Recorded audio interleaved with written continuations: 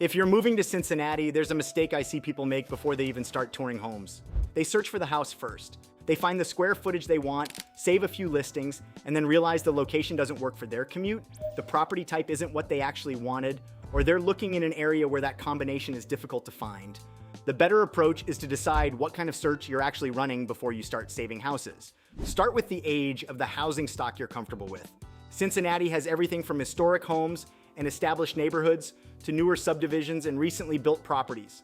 Those aren't interchangeable purchases. An older home can give you characteristics you won't necessarily find in newer construction, while a newer home may change the type of maintenance, systems, finishes, and inspection questions you need to consider. That decision alone can eliminate a huge part of the market. Next, think about the property itself. Do you need a large lot? Are you looking for a particular home style?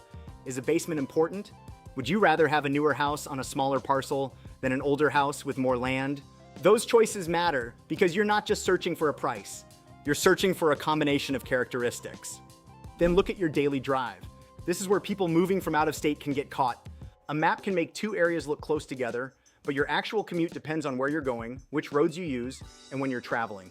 Before you save 30 houses, identify the destinations you expect to visit regularly and build your search around those. There's another filter I would use early: how much development you want around. Some parts of the Cincinnati market have been established for decades. Other areas have experienced significant newer development. That changes the housing options you're looking at, the surrounding environment, and the types of properties that may come up in your search. Finally, decide what you're willing to trade. Maybe your priority is newer construction, but you're willing to compromise on lot size. Maybe you want an older home with a particular character and you're comfortable spending more time evaluating its condition. Maybe location matters more than getting every feature on your wish list. There isn't one correct answer. The mistake is trying to get everything without deciding which factors actually matter most. So before you start scrolling through listings, make 3 decisions. What type of house do I want? What type of property am I willing to maintain? How far am I willing to compromise on location to get it? Once those are clear, your Cincinnati search becomes much smaller and much more useful. But you're not trying to find the best house in the entire market.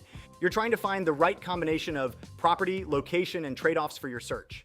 If you're moving to Cincinnati and you're still trying to figure out where to start, tell me what you're looking for in a home. That can tell you a lot about where you should begin your search.